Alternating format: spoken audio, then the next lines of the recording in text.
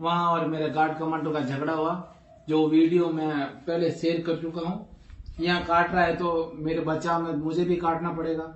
लाओ CRP commando लाओ ना आप। ये है सीआरपी कमांडो। 8 साल सिविल का ब्लैक बेल्ट, उसके बाद 1 साल यूएससी क्वालिफाई 2010। अब बोलते हैं उसके आंख पे ये काटा तो मैंने कौन ही मारा ऐसे। बोला आंख पे लगा, बोला राइफल की मार दी होगी। ये बॉक्सिंग पड़ा 100 किलो का।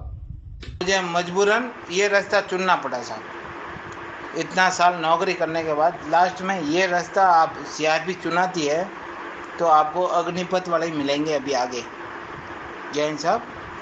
सभी साथियों को नमस्कार। जय हिंद। चैनल भले ही बैन कर दिया, हमारी आवाज़ को दबाने का प्रयास किया जा रहा हो, लेकिन हम रुकेंगे नहीं, ठहरेंगे नहीं, हमेशा आगे बढ़तेंगे। राष्ट्र हित में, देश हित में, आप सबकी आवाज़ बन के, अपने देश के जवानों की आवाज़ बन के। आज हम बात करेंगे Jodhpur recruitment training centre CRPF के एक सेंटर की, जहाँ पे हमारा एक जवान जो कमांडो रह चुका है, मैं बात कर रहा हूँ सिपाही नरेश जाट की। मामला पूरा क्या था? वो कहते हैं ना कि अंग्रेज चले गए, लेकिन अपनी जो अंग्रेजी जो मानसिकता है शोषण करने की अभी तक मौजूद है। चाहे वो ऑफिसर्स आर्मी में कुछ officers, central arm police forces हो, पुलिस हो, या फिर तमाम और उच्च अधिकारी हो, किसी भी प्रशासन के, किसी भी डिपार्टमेंट के, अंग्रेज़ों वाली हुकूमत अभी तक चलाई जाती है। और वो कहते हैं ना कि हाँ जी की नौकरी ना जी का घर, वो सरकारी नौकरी में भी होता है दोस्तों। यदि आपने हाँ में हाँ मिलाते रहे, शोषण सहन करते रहे, भ्रष्टाचारियों के साथ रहे तो ठीक है। जैसे ही आपने अपनी ड्यूटी को एफिशिएंसी के साथ करना शुरू किया, ईमानदारी के साथ करना शुरू किया, कुछ भ्रष्ट लोगों के अंतर्गत या कुछ गलत लोगों के अंतर्गत, तो वो आपकी नौकरी मुश्किल में डाल देते हैं और आपको मजबूर कर देते हैं नौकरी से निकलने के लिए, या फिर खुद से भी निकाल देते हैं। वही हुआ नरेश जाट के साथ। इनके डीआईजी लेवल बताया गया, भूपिंदर इनका नाम बताया गया है। उनकी जो वार्तालाप वायरल हो रही है उसमें बताया गया कि इन्होंने छुट्टी अप्लाई की थी और छुट्टी इनको नहीं मिली। बार बार प्रयास करने के बाद, बोलने के बाद भी उल्टा इनको झूठे इल्ज़ाम में फंसा दिया गया। इनके अफसर से इनको बहुत परेशान किया, इनसे गलत काम करवाने का प्रयास करते रहे। जब जब ये मना करता रहा, खड़ जाट था ना, मना करता रहा, अपनी ड्यूटी को ईमानदारी से करता रहा, तो उसके बदले में इनकी जान चली गई। तो पूरा मामला क्या था? पहले डीआईजी साहब ने फ़ोन पे किस तरीके से इनको धमकी दी नौकरी से निकालने की, पहले इसको सुनिए, फिर क्या था पूरा मामला एक एक करके बताता हूँ। इस वीडियो को लास्ट तक जरूर देखिएगा। जय हिंद सर, कांस्टेबल नरेश बोल रहा हूँ सर। कहाँ पे है तू? अभी साहब नौखा के लगभग गाड़ी आई सर, तो वापस आ जा, जहाँ भी है वापस आ जा और सीधा मेरे से मिलना आके। जी साहब। क्या हुआ था वहाँ पे? अब मेरा और गार्ड कमांडर का थोड़ा झगड़ा हो गया था। क्या हो गया था झगड़ा? वो एक गए थे सर बाहर, अपना ESIGD वहाँ PQ है, जो रात के 9:30 बजे वापस आए। तो मैं एंट्री के लिए बोला तो वो साहब बोले, मेजर बोले कि आप इतना क्यों इंक्वायरी कर रहा है, और गाली दिया। तो थोड़ा तू मैं हो गया। अच्छा, और कुछ नहीं। तू अपने आप को बहुत बड़ा गुंडा समझता है? नहीं साहब। नहीं साहब के बच्चे, अब तू वापस आ जा, तेरे को मैं बताता हूँ। तो अपने आप को गुंडा समझता है क्या? नहीं साहब। चुपचाप ना, अगर जा तू कैंपस में जा, नहीं तो अपनी मर्जी कर और तैयारी कर ले अपने घर जाने की। तो अपने आप को गुंडा समझता है? नहीं, अगले स्टेशन पे उतर के आता हूँ साहब। हाँ ना, अब तो, और तेरे को घुसने भी नहीं देगा वहां, जाके भी देख ले तू। नहीं, नौका आ रहा है सर, कंट्रोल रूम बताया कि तू अब ध्यान से आइयो यहाँ पे, मैं तेरे को बता दिया साहब। हाँ, आजा, तेरी मैं हेकड़ी निकालता हूँ सारी, वापिस आ तुम। तो इस कन्वर्सेशन को सुनने के बाद आपको थोड़ा बहुत तो कुछ समझ में आया होगा, बाकी मैं समझा देता हूँ। ये recruitment training centre CRPF camp में जहाँ पे तैनात थे, तो अपनी फैमिली में अपनी 6 साल की बेटी और वाइफ के साथ रहा करते थे। सब कुछ स्मूथली सही से चल रहा था। कुछ ऑफिसर्स आते हैं, वो अपना जो है गलत काम इनसे करवाते हैं, अपने पर्सनल काम कराने के लिए कभी ना कभी कुछ ना कुछ बोलते रहते हैं, मना करते हैं, तो उनके पीछे पड़ जाते हैं। अब वहाँ पे जब ये जाते हैं तो उनका सामना होता है कुछ ऐसे लोगों के साथ, क्योंकि अपनी ड्यूटी एफिशिएंसी के साथ करते हैं, बिना किसी से डरे झिझके, कुछ भी करे बिना। तो जैसे उन्होंने बताया, वहाँ पे एक कोई गार्ड कमांडर था, वो शाम को जो है अपना जीन्स वीन्स पहन के, दिन भर तो ड्यूटी ठीक से देता नहीं, सिविल में घूमता है, इनसे दारू मंगाता है, जैसे इन्होंने बताया। जो दारू नहीं देता उसके साथ ही शोषण करते थे। तो फिर इसको जो है शाम को तकरीबन 9, 9:30 बजे एंट्री करता है गेट के अंदर। एक्चुअली आर्मी में, सेंट्रल आर्म पुलिस फोर्सेस में क्या होता है, जब भी आप अपने कैंपस से बाहर जाएंगे, आपको अपने किसी भी सीनियर अधिकारी से आउट पास लेना पड़ता है, और गेट से बाहर जाने की एंट्री एग्ज़िट की एंट्री और एंटर करते हुए एंट्री करनी बहुत ज़्यादा ज़रूरी होती है। उसके बाद शाम को ऑफिसर्स उन पर साइन करते हैं रिकॉर्ड मेंटेन करने के लिए। पर वहाँ पे जो है तानाशाही चल रही होती है। किसी अफसर का रेफरेंस दे के गेट से बाहर हो जाता है। ड्यूटी पे ये थे नरेश जी, जब आता है तो उसकी एंट्री का टाइम की कुछ बात आती है। वो तो अफसर कहता है कि ये अपना बंदा है तो ज़्यादा हीरो मत बने, इसको आने दे, कोई ज़रूरत नहीं है एंट्री वेंट्री रिकॉर्ड मेंटेन करने की, क्योंकि लिमिटेड आउट पासेस होते हैं, हर कोई बार बार नहीं जा सकता। ऐसा कुछ मामला शायद रहा होगा। तो जब ये एंट्री होती है तो उस टाइम पे जो कुछ बहस हो जाती है, फिर एक और अधिकारी आके बदतमीज़ी करता है। बात यहाँ तक पहुँच जाती है कि वो नरेश जाट के बुरी तरीके से हाथ पे काट लेता है, दांतों से काट लेता है जानवर की तरह। और अपने सेल्फ डिफेंस में, क्योंकि कमांडो रह चुके हैं, सेल्फ डिफेंस में ही जब बचते हैं तो उनकी कोहनियाँ मुक्का लग जाता है, उसकी भी आँख सूज जाती है, तो उसको बतंगड़ बना देते हैं।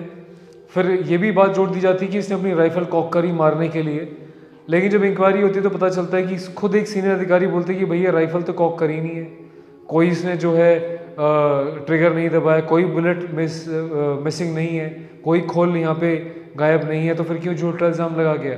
खाली जो इनकी जो राइफल थी वो आर पे थी, ना कि सेफ मोड पे। इस बात का मुद्दा बनाया था, वो कहते हैं यार चलो हबड़ दबड़ में हो गई होगी, फायर मोड पे गलती से हो गई होगी, लेकिन इनकी छुट्टियाँ कैंसिल कर दी जाती हैं। इनका जो है अधिकारी इनके ऊपर चार्जशीट बना के इंक्वायरी बिठा देता है, इनसे नौकरी से निकालने की धमकियाँ देने लगता है। कुछ और इनके स्टेटमेंट्स हैं, उनको भी सुनी ज़रा, फिर आगे बात करते हैं। साहब नमस्कार, मैं 1/9/2019 को आरटीसी जोधपुर के नाम से सूरतगढ़ में रिपोर्ट किया। वहां से मुझे 2 महीने बाद यहाँ भेजा। मैं यहाँ से अपना सुचारू रूप से ड्यूटी कर रहा था, मेरी कहीं रिवार्ड है।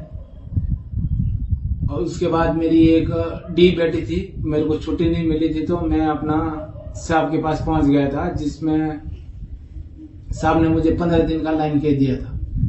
उसके बाद मेरा कोई नहीं है। उसके बाद अपना ये भूपेंद्र साहब आया, मैं गेट से अंदर आ रहा था तो मुझे बोला आपका आरटीपीसीआर नहीं है। आरटीपीसीआर के चलते मैं बोला साहब 10 मिनट का टाइम दो। गेट कमांडर बोला, मैं आया और उसमें मेरा ये एक्सीडेंट भी हुआ। वापस आए तो ये महिम भूपेंद्र साहब ने मुझे बख्श दिया, उनकी बड़ी बड़ी मेहरबानी। मगर अभी भूपेंद्र साहब के टाइम में ये जे अर्जुन जे, ये जब से आया हूं तब से जे है। जो जे के नाम से रिकमेंड है उसको जे नहीं है। ये गौरव मनाली और अर्जुन जे, ये एसएम और जे यही रहते हैं इस आरटीसी में। जब तक ये नहीं जाएंगे यहाँ से सुधार नहीं होने वाला। तो इन्होंने, मैं जैसे स्टेशन लिख दिया, इन्होंने मुझे वहां भेजा सूरतगढ़। मैं सूरतगढ़ गया, वहां और मेरे गार्ड कमांडो का झगड़ा हुआ, जो वीडियो मैं पहले शेयर कर चुका हूँ। यहाँ काट रहा है तो मेरे बचाव में मुझे भी काटना पड़ेगा। उसके नाम से कोई राइफल नहीं है, मैं तो संतरी हूं, तो मेरे पास अमूमन साहब राइफल है ही है। तो बोला राइफल कॉक किया, बिना सोचे समझे उसमें कागजों में लिख दिया। आज मैंने राइफल कॉक किया, 4 राउंड फायर किए। अभी आओ जिसके कांड में दम है। ये नरेश कुमार बोल रहा है, ये मूंछों के ताव देके आप आओ। अभी सिविल पुलिस बुलाई, लाओ सीआरपी कमांडो लाओ ना आप। ये है सीआरपी कमांडो, 8 साल सिविल का ब्लैक बेल्ट, उसके बाद 1 साल यूएससी क्वालिफाई 2010। अब बोलते हैं उसके आंख पे ये काटा तो मैंने कौन नहीं मारा ऐसे। बोला आंख पे लगा, बोला राइफल की मार दी होगी। ये बॉक्सिंग पड़ा 100 किलो का, 100 किलो का बॉक्सिंग पड़ता है साहब, मगर गलत के साथ। नहीं तो इतना आरटीसी है, आप पूछ लो। अगर नरेश बुरा है तो आप पूछो, कहीं जा रहे हैं कहीं आ रहे हैं, मुझे क्या तकलीफ है। मगर ये अर्जुन और ये गौरव मनाली, ये जूते बना रहे बिना दारू पिए, कभी नहीं सोते। ही जो इनको दारू दे दे उनका नाम नहीं डालेगा, और जो दारू नहीं दे उनका नाम डालेगा। मैं फैमिली परमिशन होते हुए मुझे वहां सूरतगढ़ भेजा, क्यों भेजा? माँ महिम को मालूम नहीं है क्या? नौकरी करता है। हाँ तो जैसे ही मैं दिया, मेरे को सूरतगढ़ भेजा, तो भाई आगे का आदेश है। मैं तो बिना बताए अपना 9:30 बजे अपना बिस्तर पैक करके हाँ सही है 5 बजे चला गया। हाँ मैं हाँ अपना उधर ठीक ठाक ड्यूटी कर रहा हूँ, वहाँ राम राज्य, कोई अपना आओ जाओ खाओ पियो मौज करो। सही है मैं अपना उधर 10-12 दिन निकला। हाँ हाँ फिर रात में एक ESI GD आया, दिन में आता है वो। हाँ जिसकी 12 से 2 ड्यूटी होती है वो उस समय आता है हाँ वो बोलता है कि भाई मेरी थोड़ी छाछ ले आओ इधर से। छाछ। हाँ छाछ, सामने एक कोई दुकान है। हाँ हाँ हाँ तो मैं बोला पर आप ले आओ साहब, मैं ड्यूटी में खड़ा हूँ। तो कोई नहीं साहब, मैं लेके आता है। तो हाँ ला के दे दिया साहब। हाँ जैसे ही वो दुकान बंद, वो साहब एक सतवीर साहब BQ जो ATC सूरतगढ़ का, हाँ शाम को बढ़िया जीन्स लगा के ये गया बाहर। हाँ भाई दिन में मुंह बांध के छुपने वाला आदमी रात को इतने बजे आएगा तो मैं एंट्री नहीं कराऊंगा, मैं जब संतरी हूँ तो। सही बात है। तो एंट्री कराने के लिए उसे बोला तो बोला तू कर दे। मैं बोला मैं क्यों करूँ, हाँ आप करो यहाँ। बोला मैं आज ड्यूटी एसओ हूँ। हाँ तू ड्यूटी एसओ नहीं, तू प्रधानमंत्री मोदी है, तू मगर तेरा साइन करके जा तू यहाँ। हाँ तो वो 9:15 या 9:25 पे साइन किया। हाँ तो इतने में गार्ड कमांडर बोला कि तू मेरे आदमी से इतना अनकेरी क्यों कर रहा है। हाँ तो मेरे पास आया वो दौड़ के। हाँ तो मैं उसको धक्का दिया, मेजर क्या कर रहे हो आप, मेरे को मारोगे क्या। इतने में मेरे राइट हैंड बाजू पे काट दिया। हाँ तो उसको मैं कोनी मार के छुड़ाया तो उसके आंख पे लग गया। मेरा अब हाथ का तो किसी को दिखाई नहीं दे रहा है, सही। उसको आंख का दिखाई दे रहा है। हाँ वो हो गया साइड में। हाँ इतने में सुरेंद्र साहब आए और BHM साहब आए, हमारा अशोक कुमार बिश्नोई। हाँ मैं बोला साहब ये लो राइफल, ये कब से बोल रहा है कॉक किया ये करो राइफल, देखो साहब। हाँ उसमें मैगजीन भी लगी थी। सही है। तो साहब ने मैगजीन उतार के कॉक किया, बोला इसमें तो राउंड नहीं है मगर राइफल का टिगर आर पर है। साहब ये तो मेरी वर्दी से हो गया होगा, बाकी देखो इसमें राइफल है तो राउंड कहाँ गिरा। हाँ बोला इसमें तो राउंड तो पूरा है, कहीं नहीं गिरा। सही। अब वो आदमी यहाँ आके 5 दिन हो गया, ना तो मेरी ड्यूटी है, ना मुझे आउट पास दे रहे हैं, ना मेरे को स्टेशन लीव दे रहे हैं, और उसके लिए गार्ड लगा के रखी, DG बना के रखा उसको। सही। अब बता मेरी कौन सी गलती है। की गलती को नहीं, आप मोटा कमेंटर बात कर दो यार, ये तो टेंशन कोई काम है नहीं कमांडर नहीं, अब कमांडर बोल वो मुझे बोला कि मेरे को पहले लेटर दूसरा दिया, हाँ बाद में लेटर कॉक करने का दिया। पहले बोला कि आपका प्रमोद साहब वो है इंक्वायरी अफसर, आपका गार्ड कमांडर से बहस हुई, आप वहाँ जाके इंक्वायरी कराओ। मैं गया, नौका से वापस उतार दिया। हाँ वापस आया तो यहाँ ला दे रहे, तो मुझे बाहर जाने दे रहे न, कहीं हाथ हो गया, मेरा काम नहीं कर रहा हाथ। एक मेरी बात सुन तू, थाने आऊं दुखी हड़ाऊ डब्बा आपो जिंदगी आगा पाता क्यों नहीं RTC में अगर तू चहल पहल करके दिखा दे, चहल पहल देख छून शान, तो मतलब और चक्कर में डब्बा आपो ना कोई तकलीफ नहीं लेनी चाहिए तू और छून शान नहीं।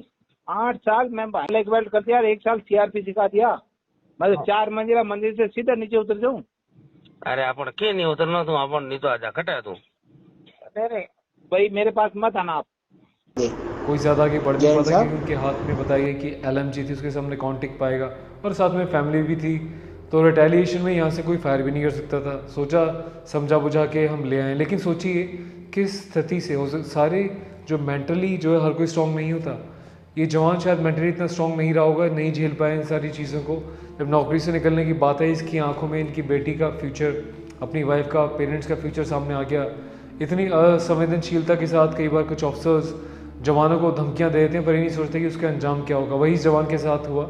ये इस बात इनके दिमाग में घर कर गई, और ये ठहरा जाट, ये जो है ईमानदारी से काम करते हैं, किसी की सुनते नहीं है। तभी आपने देखा होगा कि जाट गुजरों को, ये तमाम जितने भी क्षत्रिय हैं, उनको इजीली प्राइवेट जॉब भी नहीं मिलती।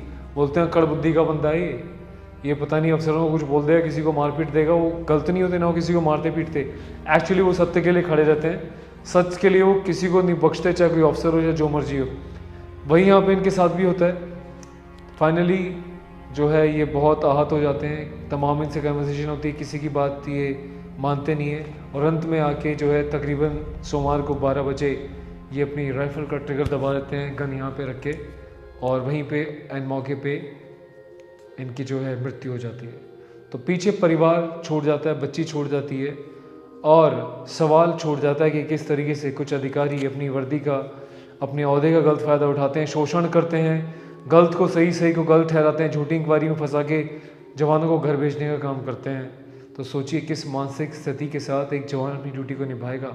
ये अपने आप अफसरों को सोचने की बात है। और हम चाहेंगे इस भाई को इंसाफ दिलाने के लिए वीडियो को ज़्यादा शेयर करें, सरकार तक, अथॉरिटीज़ तक इस वीडियो पहुँचे ताकि हमारे इस जवान को इंसाफ मिल सके। दोस्तों ख्याल रखिएगा, कमेंट करके बताइएगा कि आप क्या कहते हैं इस पूरे मामले के ऊपर।